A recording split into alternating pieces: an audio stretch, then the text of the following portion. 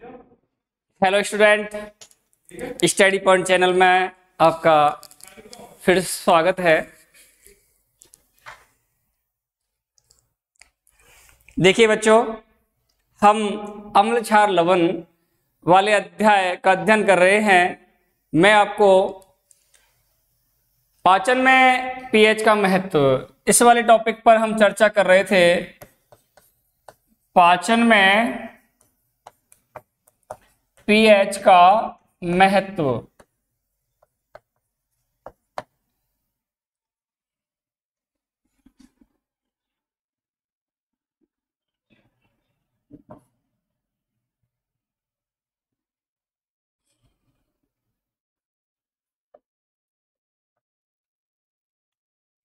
मैंने आपको समझा दिया था कि हमारा जो आमाशय होता है, पुनः आज आप ध्यान दें,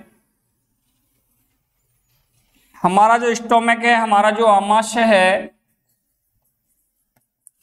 ये स्वतः ही HCl का उत्पादन करता है। भाई HCl बनता है आपके आमाशय में। हमारे आमाशय में जठर ग्रंथि होती है। कौन सी ग्रंथि होती है? जठर ग्रंथि। इससे जठर रस निकलता है। इस जठर रस में 4 प्रकार के पदार्थ होते हैं जिनका निर्माण होता है, और उनमें से तुम्हारा एक हाइड्रोक्लोरिक एसिड होता है, हाइड्रोक्लोरिक अम्ल होता है, जो ये यहां बिना नुकसान किए, जबकि आप जानते हैं ये तेजाब का एक रूप है जो बहुत ही खतरनाक होता है, लेकिन यहां ये किसी भी प्रकार का नुकसान नहीं करता और हमारे पाचन में सहायक होता है। भोजन के पाचन में ये महत्वपूर्ण भूमिका अदा करता है। लेकिन कभी कभी अधिक मात्रा में HCl का उत्पादन होता है। जब अधिक मात्रा में HCl का उत्पादन होता है तो हमारे उदर में दर्द एवं जलन महसूस होने लगता है। दर्द और जलन वाली जो ये कंडीशन होती है, इसे कहते हैं अपच। क्या कहते हैं? अपच। एसिडिटी,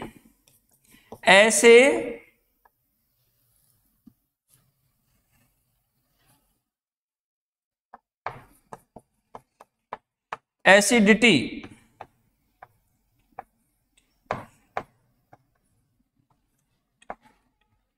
एसिडिटी, या इसे कहते हैं पेट की अम्लता। पेट की अम्लता, पेट की अम्लता, इन नामों से जाना जाता है। ऐसी कंडीशन जब होती है तो हमें उपचार के लिए क्या करना चाहिए? खाने के सोडा, खाने का सोडा, जिसे बेकिंग सोडा भी कहते हैं, या मिल्क ऑफ मैग्नीशिया जैसे दुर्बल जो क्षारक पदार्थ होते हैं, इनका उपयोग करना चाहिए। इनके उपयोग से आप सब जानते हैं ये दोनों ही कैसे हैं? दुर्बल क्षारीय प्रकृति के पदार्थ होते हैं। और पेट के अंदर क्या बढ़ गई तुम्हारे? अम्लता। क्या बढ़ गई? अम्लता। अम्ल और क्षार की क्रिया होगी, उदासीनीकरण की क्रिया हो जाएगी, जिससे आप नॉर्मल हो जाओगे, दर्द जलन शांत हो जाएगा। दर्द और जलन जो आपके पेट में हो रही है ना, जो आपने कुछ खाया पिया है तो उसके कारण ही तो गड़बड़ हो रहा है। जो गरिष्ठ भोजन आपने किया है उसने क्या किया? जबरदस्त HCl बना दिया। आपके उदर में, आपके आमाशय में ज्यादा मात्रा में क्या बन गया? HCl का उत्पादन हुआ है। अब ये ज्यादा HCl जो बना है, यही तो दर्द और जलन का कारण है। जो ज्यादा मात्रा में HCl बना है, ये HCl ही तो दर्द और जलन का कारण है। अब दर्द और जलन शांत करना है आपको, तो आपको क्या करना पड़ेगा? दुर्बल क्षारीय पदार्थ लेना पड़ेगा। दुर्बल क्षारीय पदार्थ है, तो जब दुर्बल क्षारीय पदार्थ हमारे शरीर के अंदर यानी कि आमाशय में पहुंचेगा तो अम्ल क्षार की अभिक्रिया के माध्यम से उदासीनीकरण हो जाएगा और दर्द और जलन शांत हो जाएगा। ठीक है, लिखें आप। आपने शायद हेडिंग डाली थी, पाचन में पीएच का महत्व, या पीएच का पाचन में महत्व, ऐसे लिखा होगा। पीएच का, पाचन में पीएच का महत्व लिखें आप। हमारे उदर, कोष्ठक में आमाशय लिख लेना, आमाशय। हमारे उदर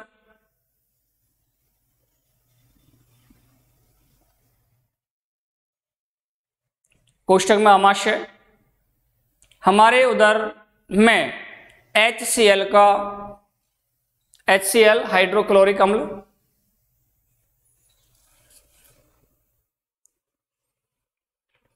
हमारे आमाशय या हमारे उदर में हाइड्रोक्लोरिक अम्ल, HCl लिख लिया आपने, हाइड्रोक्लोरिक अम्ल भी लिख लिया ना, हाइड्रोक्लोरिक अम्ल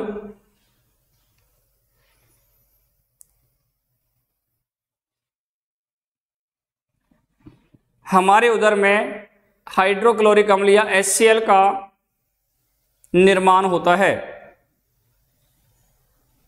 का निर्माण होता है।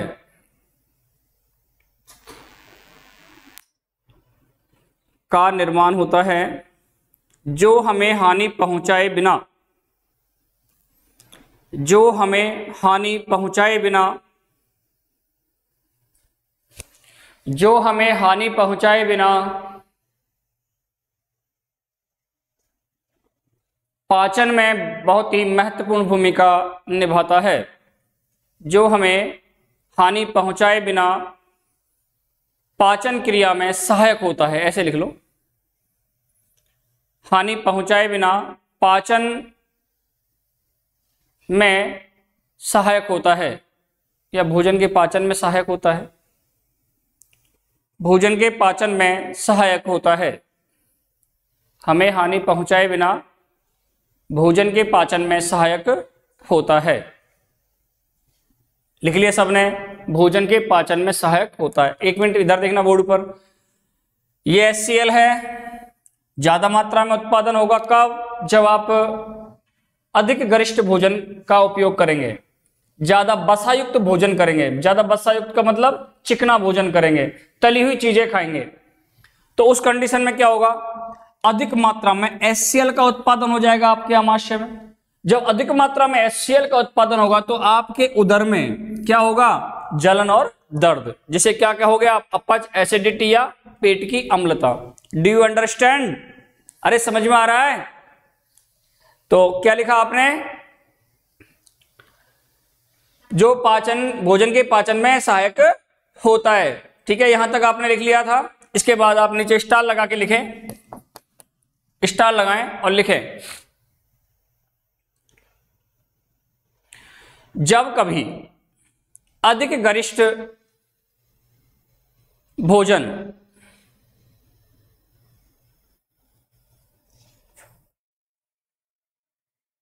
जब कभी अधिक गरिष्ठ भोजन अर्थात अधिक वसा वाला या तला हुआ भोजन, जब कभी अधिक गरिष्ठ भोजन अर्थात अधिक वसायुक्त या तला हुआ भोजन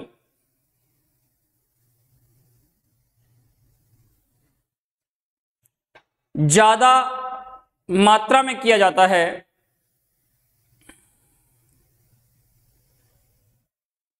ज्यादा मात्रा में किया जाता है, तो आमाशय में किया जाता है, तो आमाशय में अधिक मात्रा में HCl का निर्माण होता है। तो HCl का, आमाशय में HCl का अधिक उत्पादन होता है। आमाशय में HCl का अधिक उत्पादन होता है, जिससे उदर में, उदर मीन्स आमाशय हो गया, जिससे उदर में दर्द एवं जलन महसूस होता है, जिससे उदर में दर्द एवं जलन महसूस होता है, जिससे उदर में दर्द एवं जलन महसूस होता है, दर्द एवं जलन महसूस होता है। इसे मैंने बोर्ड पे लिख रखा है अपच, इसे अपच या एसिडिटी, एसिडिटी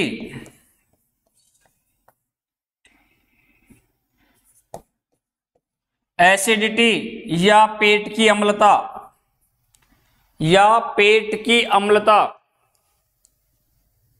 कहते हैं। अपच, एसिडिटी या पेट की अम्लता कहते हैं,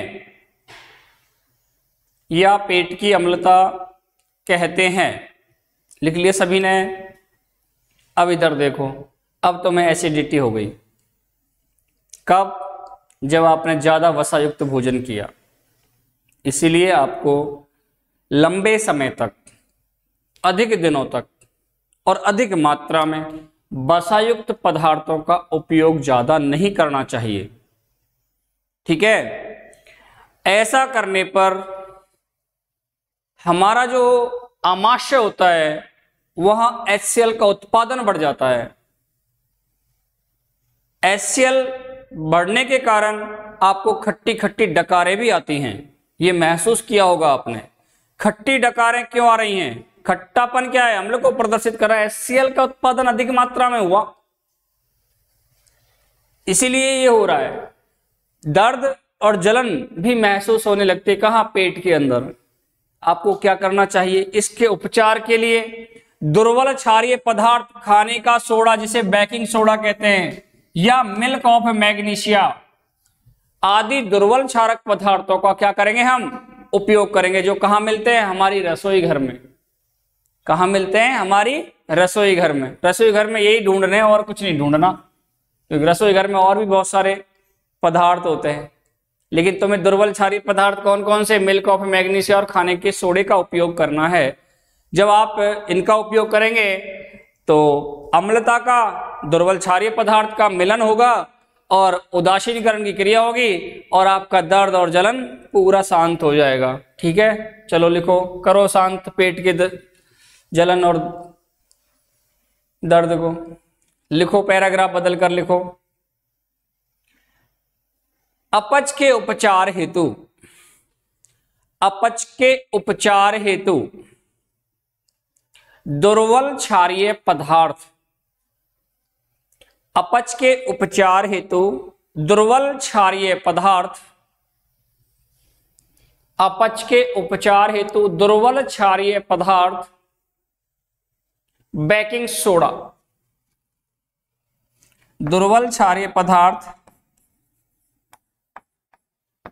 बेकिंग सोडा, कोष्टक में लिखना खाने का सोडा।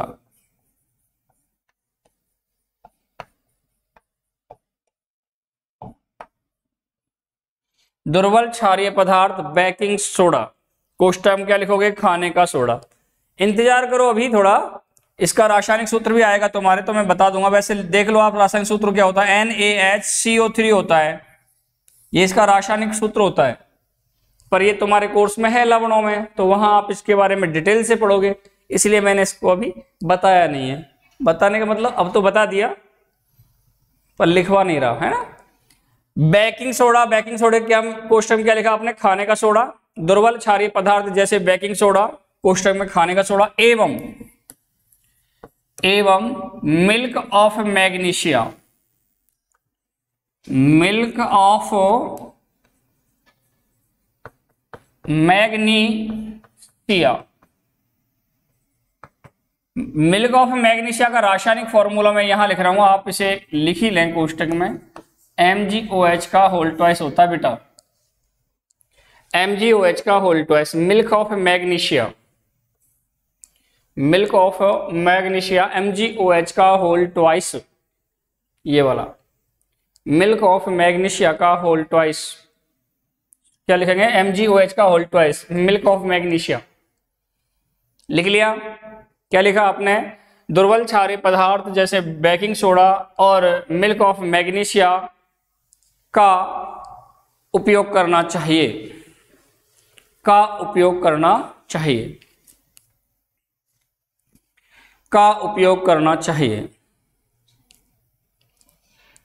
का उपयोग करना चाहिए।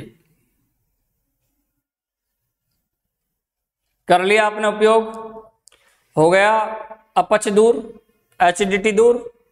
अब आ जाओ दूसरे टॉपिक से बात करते हैं।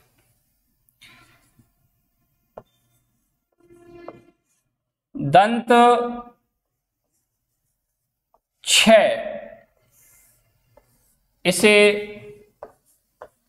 दंत क्षरण भी कहते हैं। दंत क्षय या दंत क्षरण, पहले आप हेडिंग डाल लें, फिर आपसे बात की जाएगी। दंत क्षय या दंत क्षरण।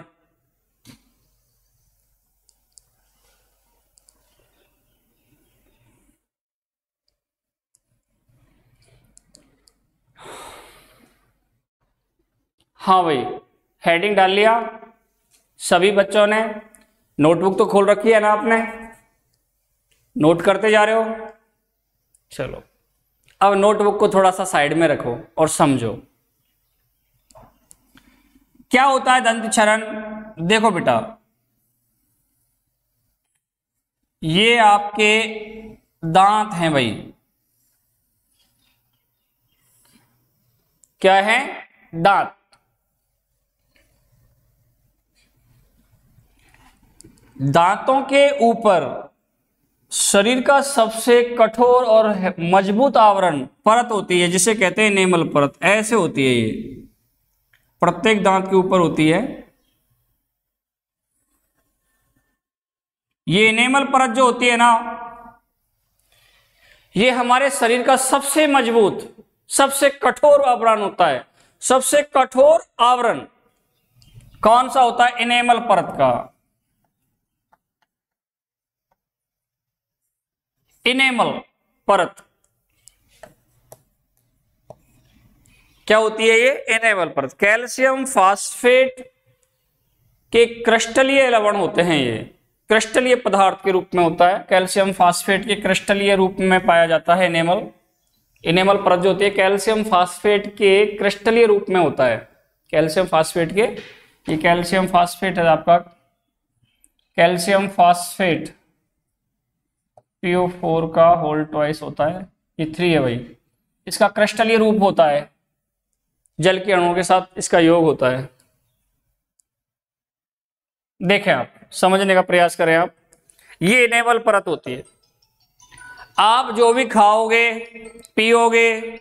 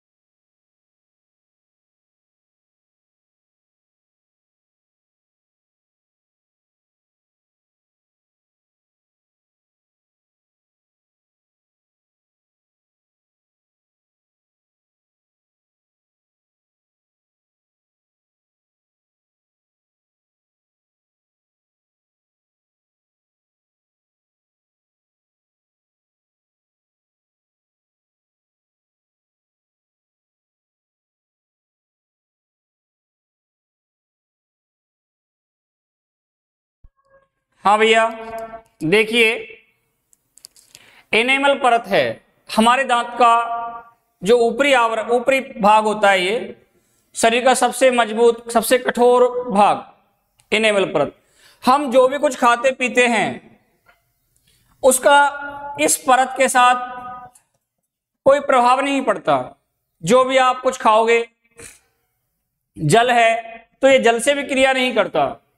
खाने पीने की कोई भी चीज है उससे इस पर कोई प्रभाव नहीं पड़ता। लेकिन यह एनेमल अम्ल के साथ यदि अभिक्रिया करता है तो यह धीरे धीरे टूटकर अलग होने लग जाता है। और अम्ल भी कौन सा? जिसका पीएच मान 5.5 से कम हो। जिसका पीएच मान कितना हो? 5.5 से कम हो, उस अम्ल के साथ ये क्रिया करेगा और ये धीरे धीरे क्षयित होने लग जाता है, टूटकर पृथक होने लगता है, अलग होने लग जाता है। और यही क्रिया कहलाती है दंत क्षय या दंत क्षरण। दांत की इनेमल परत का अम्ल के साथ क्रिया करके छोटे छोटे टुकड़ों में टूटकर पृथक होना, अलग हो जाना दंत क्षरण कहलाता है। बड़ी समस्या हो गई। अब क्या करें? तो देखो, ये अम्ल उत्पन्न कहां से होगा? ये अम्ल जो बना, मैं कह रहा हूं कि अम्ल के साथ अभिक्रिया करता, तो ये अम्ल बनेगा कब, बनेगा कहां, किस कंडीशन में बनेगा? वो ही चीज बहुत ही महत्वपूर्ण है। फिर लास्ट में आपको हम इसका उपचार भी बताएंगे। टेंशन की बात यूं नहीं है, घबराने की बात तो ऐसी है नहीं कि आपके इनेमल परत को हम नष्ट हो जाने देंगे। पूरा प्रयास करेंगे आपके इनेमल परत को सुरक्षित रखने का।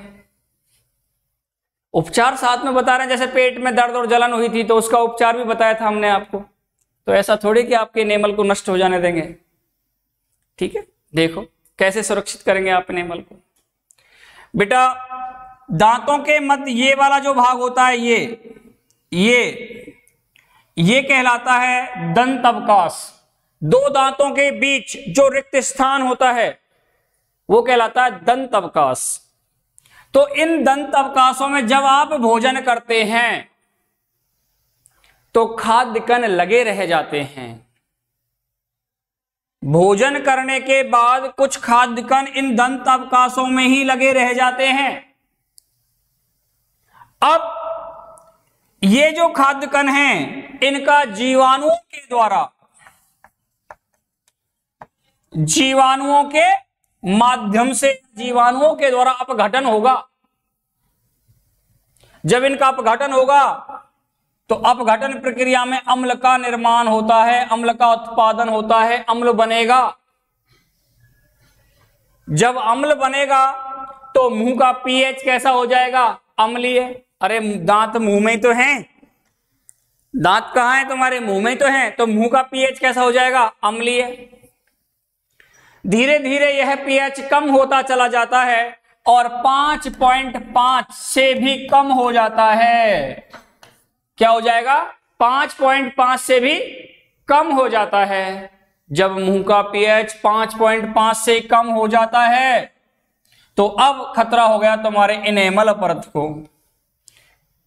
जब मुंह का पीएच 5.5 से कम होता है तो यह अम्लता या यह पीएच मान, या ये कहेगा इस अम्ल के इस प्रभाव के कारण इनेमल परत धीरे धीरे क्षतिग्रस्त होने लग जाता है। इनेमल परत का इस तरह से क्षतिग्रस्त होना दंत क्षरण या दंत क्षय के नाम से जाना जाता है। आपके इनेमल परत को बचाएं, फिर कैसे बचाओगे बताओ? अरे विद्वान बच्चे हो आप सब, दिमाग लगाओ सब। ये क्या है, यहां क्या बन रहा है? अम्ल। अरे अम्ल का उत्पादन हो रहा है, और अम्ल के क्या करें हम कि यह क्रिया उदासीनीकरण क्रिया करें? क्षारीय दंत मंजन का उपयोग करो। आप जितने भी दंत मंजन का उपयोग करते हैं सारी की सारी क्षारीय होती हैं। और एक महत्वपूर्ण बात बताऊं बेटा, बहुत पहले जब विज्ञान के बारे में इतना ज्यादा ज्ञान नहीं रखते थे, हमारे बुजुर्ग, हमारे पूर्वज नीम की दातुन करते हैं। आज भी करते हैं, उस समय भी करते थे। कभी सोचा है क्यों? नीम का स्वाद कैसा होता है? कड़वा। और कड़वी प्रकृति किसकी होती है? क्षार की। तो देखो, वो भी जानते थे कि मुंह का पीएच बढ़ रहा है, पीएच का मान कम हो रहा है और अम्लता बढ़ रही है। वो भी समझते थे। उस जमाने में भी इन चीजों का ज्ञान था, तभी तो मंजन करते थे। और किसी पेड़ की दातुन क्यों नहीं करते? नीम का ही क्यों करते? नीम की प्रकृति कैसी होती है? कड़वी। और नीम कड़वा है, इट मींस वो कैसा होगा? क्षारीय प्रकृति का होगा। अंदर, मुंह के अंदर क्या है? अम्लता बढ़ गई आपकी, अम्ल का मान बढ़ रहा है। जब क्षार के साथ अम्ल की क्रिया होगी तो क्या बनेगा? उदासीनीकरण क्रिया होगी, और आपका मुंह का पीएच क्या हो जाएगा? सामान्य, यानी कि 7 के आसपास आ जाएगा, और आप स्वस्थ रहोगे। कुछ आ रहा है समझ में मैं क्या कर रहा हूं? क्षारीय दंत मंजन का उपयोग करेंगे आप यहां। और एक बात, भोजन करने के तुरंत बाद यदि आप हर बार जब भोजन करें, दिन में 2 बार, 5 बार, 10 बार, जितनी बार भी आप करते हैं, आप हर बार ही दंत मंजन का उपयोग करें तो ये प्रक्रिया ही नहीं होगी और आपका इनेमल चमकीला ही बना रहेगा। ये बहुत चमकीली परत होती है इनेमल की, मजबूत के साथ साथ चमक भी देती है। ये दांतों पर जो चमक पाई जाती है वो इनेमल परत की पाई जाती है। दांतों की जो चमक है वो इनेमल परत की ही चमक होती है। कठोर मजबूत आवरण तो है, लेकिन साथ में चमकीला भी आवरण है, चमक भी देता है दांतों में। अब इसको सुरक्षित रखना है तो आप जब भी भोजन करें ध्यान रखना, पास में दंत मंजन पहले रख लिया करो। भोजन करें, भोजन करने के कुछ देर बाद तुरंत ही अपना दांत साफ कर लें, मंजन करें। ठीक है, आगे समझ में सभी के? आपको हो तो लिखा दें, हेडिंग डालें दंत क्षय या दंत क्षरण।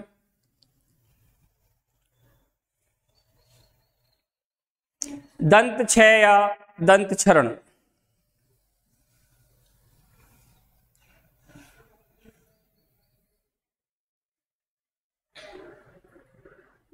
दंत क्षय या दंत क्षरण हेडिंग डाल के अंडरलाइन करें और लिखें, स्टार लगा के लिखें।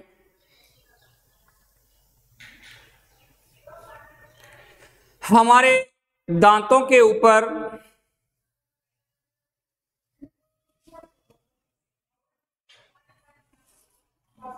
हमारे दांतों के ऊपर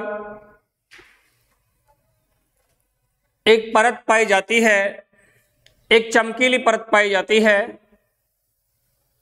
हमारे दांतों के ऊपर एक चमकीली परत पाई जाती है जिसे इनेमल परत कहते हैं, जिसे इनेमल परत कहते हैं।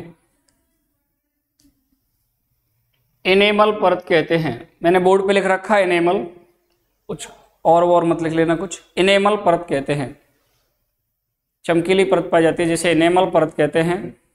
यह इनेमल परत हमारे शरीर का सबसे मजबूत एवं कठोर आवरण होता है। यह इनेमल परत हमारे शरीर का सबसे मजबूत एवं कठोर आवरण होता है।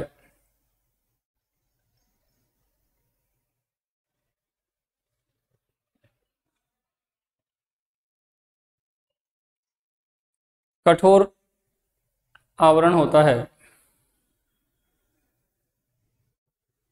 जो जल आदि के साथ क्रिया नहीं करता,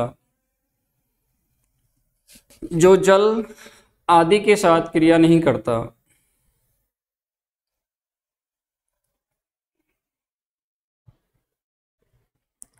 जो जल आदि के साथ क्रिया नहीं करता। लिख लिया? जल आदि, आदि का मतलब भोजन के साथ जो अन्य अवयव होते हैं उनके सबके साथ वो क्रिया नहीं करता। जल आदि के साथ क्रिया नहीं करता। नीचे स्टार लगाएं आप।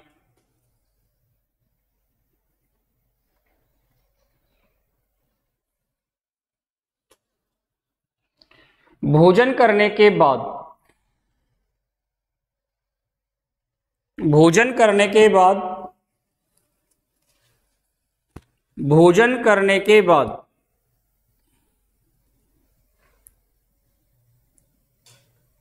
दांतों के मध्य दंत अवकाशों में, भोजन करने के बाद दांतों के मध्य दंत अवकाशों में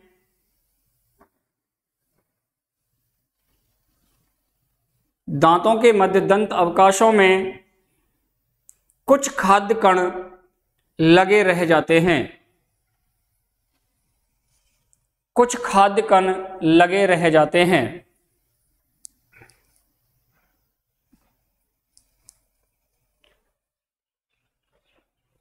कुछ खाद्य कण लगे रह जाते हैं।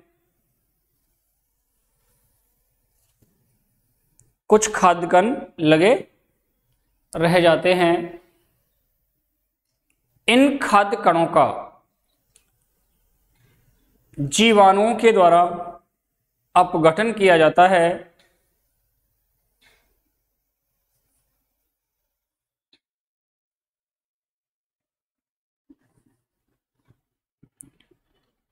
इन खाद्य कणों का जीवाणुओं द्वारा अपघटन किया जाता है जिससे अम्ल उत्पन्न होता है।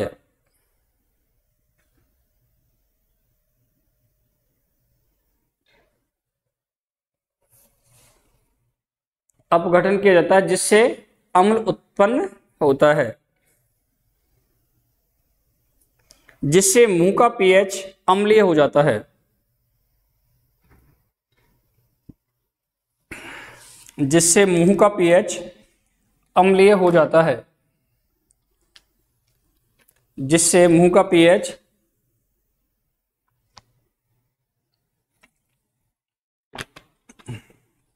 अम्लीय हो जाता है। जिससे मुंह का पीएच अम्लीय हो जाता है।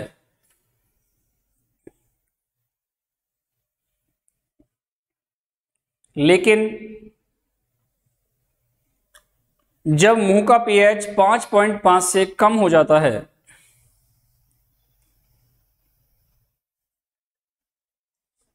लेकिन जब मुंह का पीएच 5.5 से कम हो जाता है, मुंह का पीएच 5.5 से कम हो जाता है, तो यह एनेमल परत को संचारित करता है।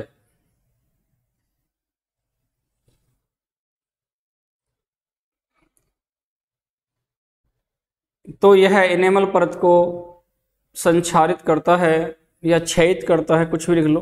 तो यह एनेमल परत को क्षयित करता है या संचारित, कुछ भी लिख ले, क्षयित करता है, जिससे एनेमल परत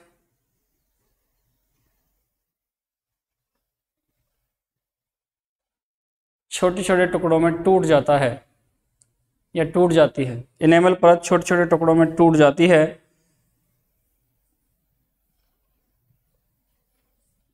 इसे दंत क्षय या दंत क्षरण कहते हैं। इसे दंत क्षय या दंत क्षरण कहते हैं।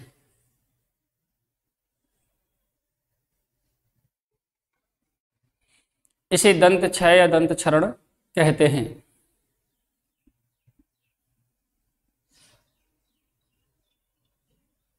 दंत क्षय या दंत क्षरण कहते हैं। अब क्या रह गया? उपचार। उपचार का मतलब आपके एनेमल परत को आपको क्या करना है? बचाना है। लिखो नीचे स्टार लगा के, पैराग्राफ बदल लो और पैराग्राफ बदल के लिखो। दंत क्षय को रोकने के लिए, दंत क्षय को रोकने के लिए क्या करना है आपको बताइए? क्या करना है? भोजन करने के तुरंत बाद क्या करोगे आप? क्षारीय दंत मंजन का उपयोग। भोजन किया और उसके थोड़ी देर बाद क्या करना पड़ेगा? दंत मंजन। नहीं किया तो क्या होगा? दंत क्षय, मतलब इनेमल नष्ट। लिखें, स्टार लगा के लिखें उसमें, पैराग्राफ बदलकर। दंत क्षय या दंत क्षरण को रोकने के लिए, दंत क्षय या दंत क्षरण को रोकने के लिए, दंत क्षय या दंत क्षरण को रोकने के लिए भोजन करने के कुछ देर बाद, भोजन करने के बाद, रोकने के लिए भोजन करने के बाद, भोजन करने के बाद क्षारीय दंत मंजन का उपयोग करना चाहिए। भोजन करने के बाद क्षारीय दंत मंजन, क्षारीय दंत मंजन का उपयोग करना चाहिए। क्षारीय दंत मंजन का उपयोग करना चाहिए। क्षारीय दंत मंजन का उपयोग करना चाहिए। ठीक है भैया, समझ में आ गया? ध्यान रखना, जब भी भोजन करते हो उसके कुछ देर बाद आप दंत मंजन जरूर करें, यदि अपना एनेमल सुरक्षित चाहते हैं तो। नहीं तो आपका एनेमल धीरे धीरे नष्ट हो जाएगा। ठीक है,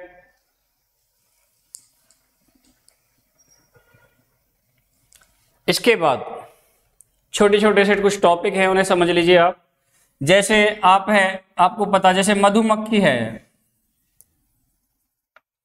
मधुमक्खी का जो डंक होता है इसमें पाया जाता है मेथेनोइक एसिड। मेथेनोइक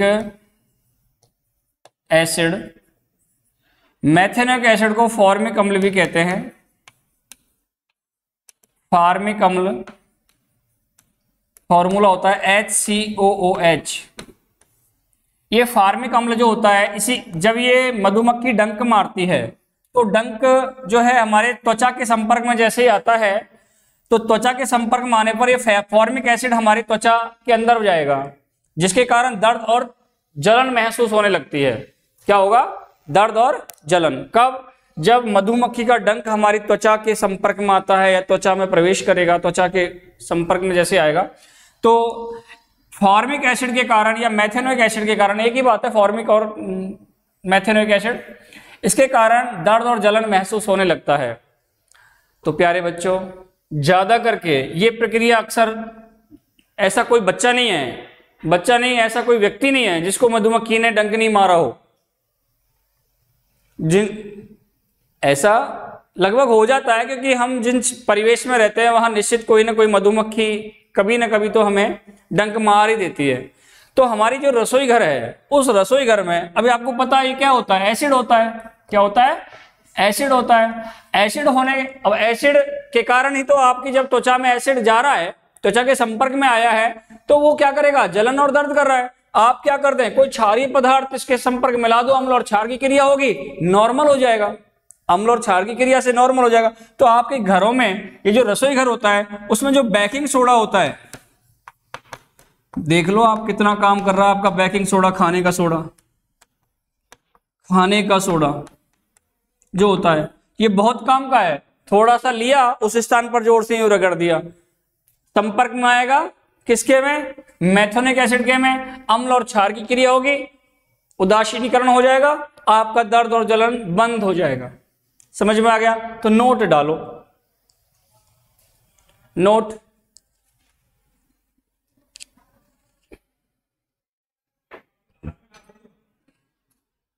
लिखो, मधुमक्खी के डंक में,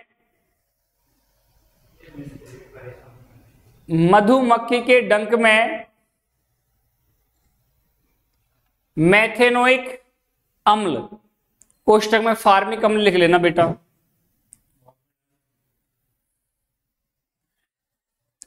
मधुमक्खी के डंक में मेथेनोइक एसिड,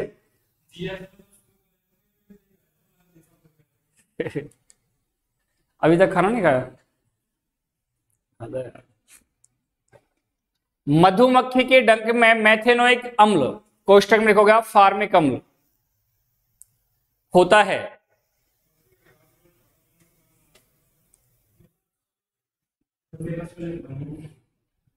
होता है जो हमारी त्वचा के साथ संपर्क में आने पर, जो हमारी त्वचा के साथ संपर्क में आने पर 38, हाँ 5, हमारी त्वचा के साथ संपर्क में आने पर, जो हमारी त्वचा के साथ संपर्क में आने पर हमें दर्द एवं जलन उत्पन्न करता है, दर्द एवं जलन उत्पन्न करता है, हमें दर्द एवं जलन उत्पन्न करता है। दर्द और जलन को शांत कैसे करोगे? क्या है ये? एसिड किससे क्रिया करवाओगे?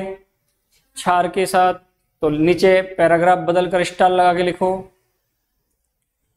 मधुमक्खी के डंक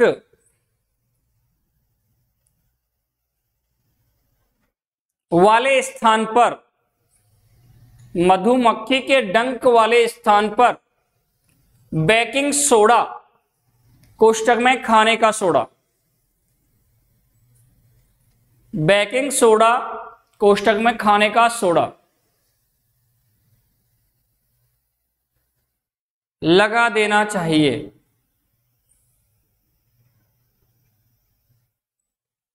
जिससे दर्द व जलन में राहत महसूस होती है, जिससे दर्द व जलन में राहत महसूस होती है, दर्द व जलन में राहत महसूस होती है, दर्द व जलन में राहत महसूस होती है। ठीक है भाई। तो अब ध्यान रखना, मधुमक्खी के संपर्क में कभी आ जाओ तो अपनी रसोई में जाना, भग के खाने का सोडा उठाना और वहां लगा कर थोड़ा सा रगड़ देना, ठीक है, आपका दर्द और जलन शांत हो जाएगा। वैसे तो बच के ही रहना इनसे, कहीं खतरनाक वाला डंक लग गया तो और दिक्कत हो जाएगी। मधुमक्खी दो प्रकार की होती है, छोटी वाली और बड़ी वाली। छोटी मक्खी तो फिर भी नहीं, बड़ी मक्खी का अगर डंक लग गया तो प्रॉब्लम हो जाती है, ठीक है। ऐसे ही ये तो नोट डाला था आपने, उसमें एक पॉइंट डाला, फर्स्ट वो डाला। दूसरा वाला देखो इधर, मैं एक उसी नोट में 2 पॉइंट लिखवा रहा था आपको, फर्स्ट और सेकंड। दूसरा है, देखो इधर, समझो पहले मैं क्या कह रहा हूं। नेटल का डंक, इसमें भी मेथेनोइक एसिड होता है, मेथेनोइक अम्ल होता है। और इसके संपर्क में जब आपने देखा होगा नेटल का डंक, तो ये बाल युक्त जो पत्ते होते हैं ना, उस नेटल के जो पौधे होते हैं जिन्हें नागफनी कहते हैं शायद, उनके जो पत्ते होते हैं उनमें ऐसे, उन पत्तों के ऊपर पत्ते जो होते हैं ना ऐसे, उनके ऊपर ऐसे कांटे वाले वो पाए जाते हैं, ऐसे कांटे से निकले रहते हैं, नुकीले नुकीले कांटे। जब हम उनके संपर्क में आते हैं तो जिस स्थान पर वो चुभता है तो उस स्थान पर दर्द और जलन महसूस होने लगती है। क्यों? क्योंकि उसमें मेथेनोइक एसिड होता है, मेथेनोइक एसिड के कारण ही दर्द और जलन होती है। अब आपको मैं बताऊं, जहां नेटल का पौधा लगा होता है, ये प्रकृति एक उपहार देती है राहत महसूस करने के लिए, राहत के लिए। जहां नेटल का पौधा होता है उसी के आसपास कहीं ढाक का पौधा भी होता है। इस पौधे की पत्तियों को मिसलकर, जोर से यूं रगड़कर, और वहां उस जगह पर लगा देना चाहिए जिस जगह पे आपको नेटल के डंक चुभा है। जो नेटल का डंक जिस स्थान पर लगा है उस स्थान पर ढाक के पौधे की पत्तियों को रगड़कर लगा देने से, क्योंकि इसकी पत्तियों का जो रस होता है वो क्षारीय प्रकृति का होता है और ये होता है मेथेनोइक एसिड, तो अम्ल क्षार की क्रिया के कारण आपको राहत महसूस होती है। तो सेकंड उसमें लिखें, नेटल के डंक में मेथेनोइक एसिड होने के कारण, नेटल के डंक में मेथेनोइक अम्ल होने के कारण दर्द व जलन, मेथेनोइक अम्ल होने के कारण दर्द व जलन उत्पन्न होता है, दर्द व जलन उत्पन्न होता है, दर्द व जलन उत्पन्न होता है। आज तो मैंने ज्यादा खाया है, HCl का उत्पादन ज्यादा हो गया।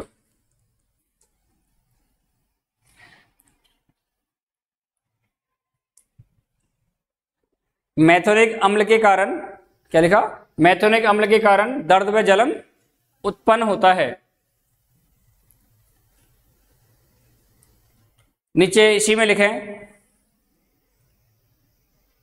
प्रकृति इससे बचाव के लिए स्वयं एक उपहार देती है। प्रकृति इससे बचाव के लिए स्वयं एक उपहार देती है।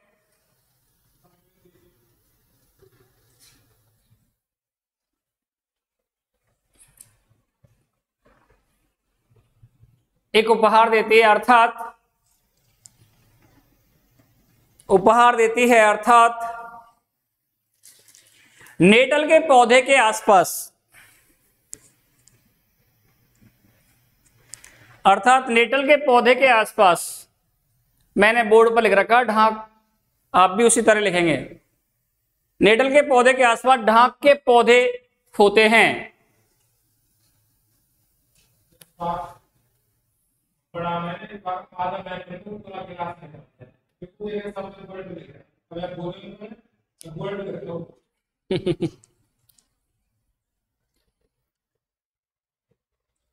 नेटल के पौधे के आसपास ढाक के पौधे पाए जाते हैं जिनकी पत्तियों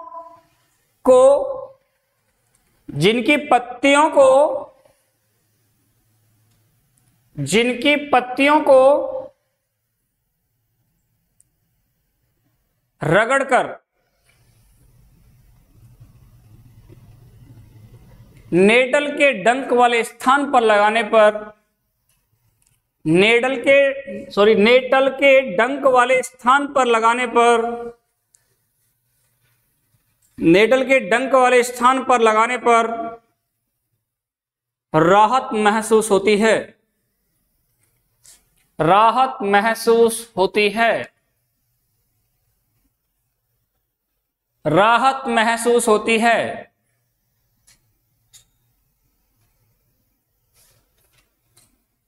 राहत महसूस होती है। समझ में आ गया बेटा? अब नया टॉपिक समझ लीजिएगा थोड़ा सा, फिर लिखा चाहे अगलो आपको अगली वीडियो में देंगे। समझो आप, अम्ल एवं क्षार।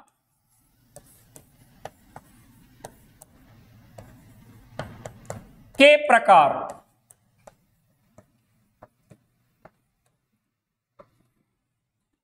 प्रिय छात्र व छात्राओं,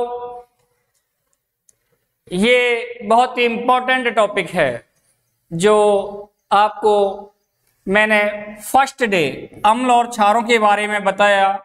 वो एक बेसिक ज्ञान था, अम्ल व क्षार का एक बेसिक ज्ञान।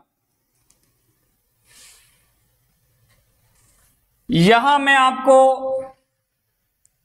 जो बताऊंगा वो हरेनियस संकल्पना से रिलेटेड होगा।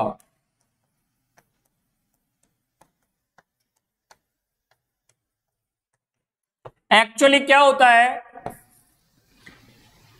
स्टार्टिंग में ये कहा जाता था, ये माना जाता था कि वे पदार्थ जो स्वाद में खट्टे होते हैं अम्ल कहलाते हैं। किसी पदार्थ की अम्लता के बारे में अगर जानकारी करनी होती तो उसे स्वाद के आधार पर महसूस किया जाता था कि खट्टा है या अन्य कोई स्वाद में है। यदि वो खट्टा होता था तो उसे अम्ल कह देते थे। लेकिन ये सब कुछ प्रकृति प्रदत्त पदार्थों की कहानी थी। लेकिन जब विज्ञान ने नए नए पदार्थों को खोजा, विज्ञान ने नए नए पदार्थ बनाए, कुछ ऐसे कृत्रिम पदार्थों का निर्माण कर दिया जो बहुत ही खतरनाक थे, जिनके स्पर्श मात्र से जलन होती है या जो त्वचा के संपर्क में अगर आ जाएं तो वो त्वचा को जला दें। तो बताओ क्या उनका स्वाद आप बता सकते हैं? जिनके स्पर्श मात्र से हमारी त्वचा जल सकती है, तो उनके स्पर्श से क्या हमारी जिह्वा सुरक्षित रह सकती है? फिर कैसे हम उनका स्वाद बताएं, और स्वाद नहीं बताएं तो फिर वो अम्ल और क्षार के बारे में कैसे डिफाइन करें उन्हें कि वो पदार्थ अम्ल होगा कि क्षार होगा? इसलिए सबसे पहले एक वैज्ञानिक आए, स्वांते अरेनियस।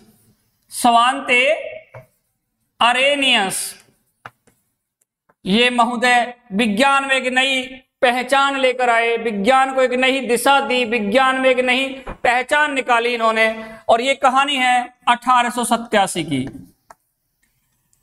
1887 में हरेनियस या अरेनियस महोदय ने कहा कि कोई भी पदार्थ अम्ल और क्षार है उसका पता हम उसके स्वाद से नहीं लगा सकते। उस पदार्थ को जलीय विलयन में डाल दो, और वह पदार्थ जलीय विलयन में डाल दिया जाए, और जलीय विलयन में डालने पर यदि वह पूर्णतः अपघटित हो जाए, अपघटित मतलब घुल जाए, और उसमें अपघटित होकर हाइड्रोजन आयन देता है, कहां?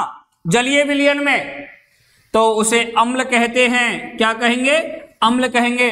यदि वह पदार्थ जलीय विलयन में पूर्णतः अपघटित हो और अपघटित होकर हाइड्रोक्सिल आयन OH- आयन देता है तो वो क्षार कहलाता है। क्या कहलाता है? क्षार कहलाता है।